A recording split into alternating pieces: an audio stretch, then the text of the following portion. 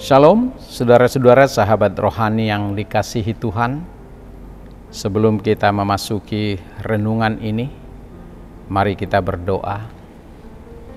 Kasih karunia dan damai sejahtera dari Allah Bapa kita dan dari Tuhan Yesus Kristus menyertai kamu. Amin. Sebelum saya mulai renungan ini, karena ini sudah tanggal 16 Desember, saya mengucapkan selamat Advent yang kedua dan menjelang Advent yang ketiga bagi sahabat rohani yang dikasihi Tuhan.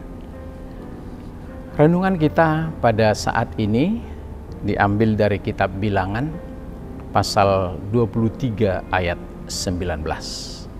Demikian firman Tuhan, Allah bukanlah manusia sehingga ia berdusta, bukan anak manusia sehingga ia menyesal.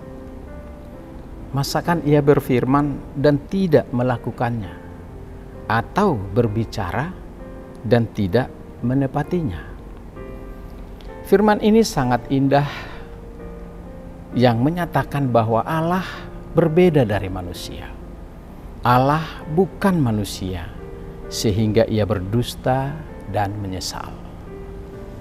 Sahabat rohani yang dikasihi Tuhan Yesus Kristus, sebagaimana manusia biasa, menurut sebuah penelitian bahwa kita tidaklah sempurna. Kita semua pernah berdusta, kita semua pernah berbohong, dan kita tidak bisa menahan diri, entah sedang melakukan sesuatu tetapi membumbuinya dengan cerita atau menutup-nutupi apa yang kita lakukan di masa lalu. Tetapi apakah kebohongan besar atau kecil yang sebenarnya? Atau apakah berbohong hanyalah salah satu cara hidup yang lazim dianut oleh kebanyakan orang, terutama orang Kristen? Sahabat rohani yang dikasihi Tuhan Yesus Kristus, sebuah penelitian membuktikan bahwa 91% orang telah biasa berdusta. Terlebih berkaitan dengan hal-hal yang dianggap sepele, 91%. Dan 36% orang berdusta mengenai hal-hal yang penting, 36%. 86% mengaku sering berdusta kepada orang tua, 86%. Dan 75% berdusta kepada sahabatnya atau temannya sendiri. 73% berdusta kepada sanak keluarga. Dan 69% berdusta kepada pasangan hidupnya. Kebenaran seharusnya menjadi salah satu ciri utama dari seorang pengikut Kristus. Tetapi mengapa justru kebohongan adalah dianggap sesuatu hal yang wajar? Berapa kali dalam hidup ini Anda telah berdusta dan berbohong? Pasti tidak terhitung jumlahnya. Jika pertanyaan saya ubah.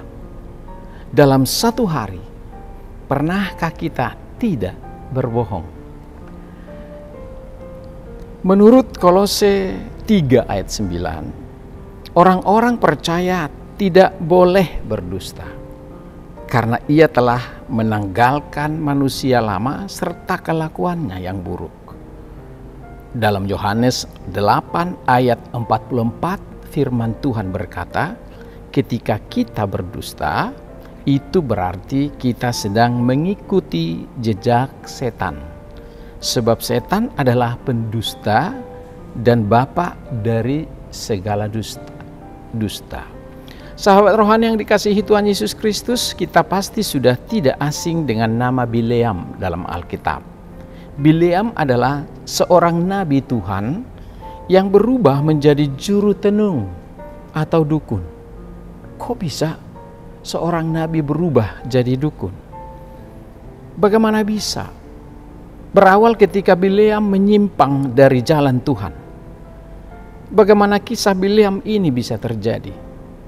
Pada waktu bangsa Israel sedang dalam perjalanan menuju tanah perjanjian. Ketika dalam perjalanan, orang Israel mengirim utusan kepada Sihon, Raja Amori, untuk meminta izin melewati wilayah mereka. Namun Sihon menolak, membiarkan orang Israel melewati perbatasannya. Ia mengumpulkan seluruh bangsa, lalu menyerang bangsa Israel. Peperangan pun terjadi, dan Tuhan membuat orang Israel mengalahkan orang Amori. Berita kemenangan bangsa Israel ini didengar oleh Balak, Raja Moab, membuat raja dan seluruh penduduk Moab ketakutan dengan keberadaan orang Israel. Balak pun mengirim utusan dan tua-tua dari bangsa Moab kepada Bileam untuk mengutuk Israel. Sahabat rohani yang dikasihi Tuhan Yesus, awalnya Bileam menolak mengutuk bangsa Israel karena Tuhan melarangnya. Dan ia menyuruh orang suruhan Balak untuk kembali. Kemudian Balak mengirim lagi banyak orang kepada Bileam untuk membujuknya dengan tentunya bayaran. Bileam akhirnya tergoda dengan bayarannya. Besaran bayaran itu yang ditawarkan membuat dia pun berubah. Lalu Balak dan pagi-pagi sekali ia pergi menunggangi keledai, dan dalam perjalanan itu untuk menjumpai Balak. Lalu apa yang terjadi? Akhirnya murka Tuhan bangkit atas Bileam, sebab dia lebih menerima sogok daripada memimpin bangsa dengan jujur. Singkat cerita, dalam perjalanan menuju Balak, Bileam dihadang oleh malaikat dengan pedang terhunus. Keledai yang ditunggangi Bileam dapat melihat penampakan itu sendiri, tetapi Bileam tidak dapat melihat malaikat itu. 3 kali keledai itu menghindari demi menyelamatkan Bileam. Ini membuat Bileam marah sehingga ia memukul dengan keras keledainya. Tuhan membuka mulut keledai itu sehingga ia dapat bicara, menegur Bileam. Bayangkan, keledai bisa bicara. Akhirnya Tuhan juga membuka mata Bileam sehingga ia melihat malaikat itu sendiri. Bileam tersungkur dan sangat ketakutan. Lalu ia mendapat teguran keras langsung dari Tuhan.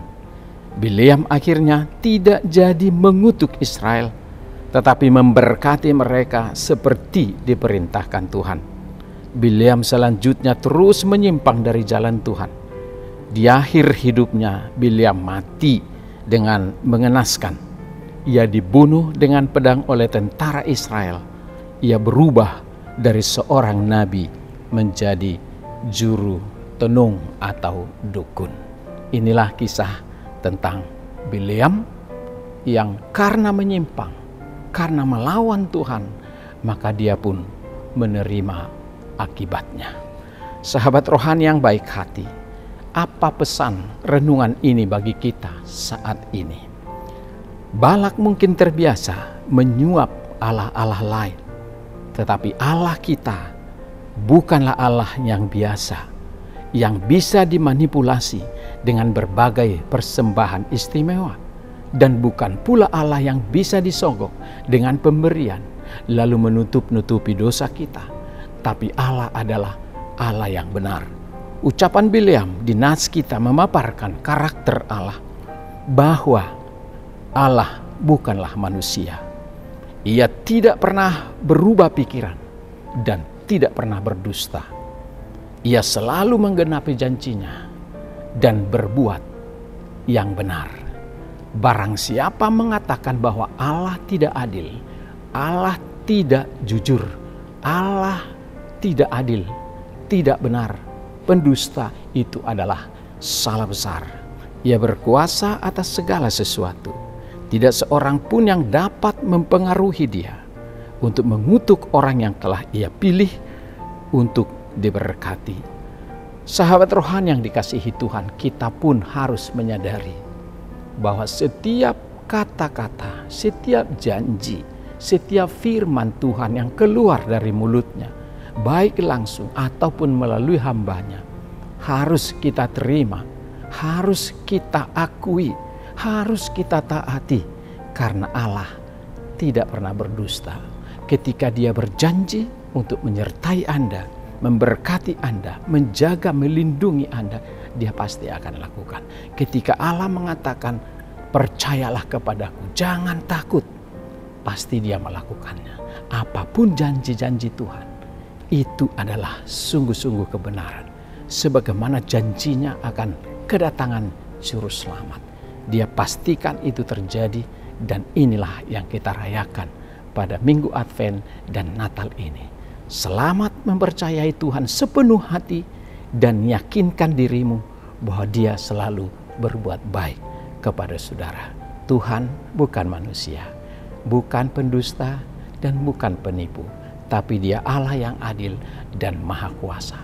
Percayalah, Anda akan dipelihara dan diselamatkan.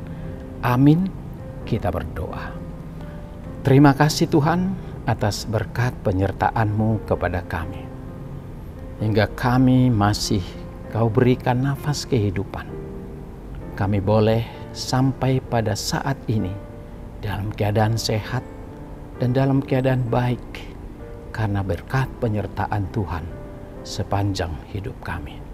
Terima kasih atas firman-Mu yang menyapa kami, yang mengingatkan kami bahwa Tuhan adalah Allah yang benar, Allah yang adil, Allah yang jujur. Setiap ucapan Tuhan adalah mengandung kebenaran, dan kami harus percaya atas semua kebenaran Tuhan dan janji-janji-Mu kepada kami. Untuk itu kami biarkanlah diri kami selalu percaya, biarkan roh kami selalu menerima semua firman Tuhan untuk kami hidupi, karena disitulah Tuhan menuntun kami, memberkati kami, memelihara hidup kami. Berkati kami dengan anak-anak kami semua di dalam setiap pergumulan, dimanapun kami sepanjang hari ini. Biarlah kasih-Mu, firman-Mu yang menjadi pedoman hidup kami, karena Allah bukanlah manusia, tapi Allah adalah Tuhan yang sejati. Terima kasih Tuhan, dalam nama Yesus Kristus kami berdoa dan mengucap syukur. Amin.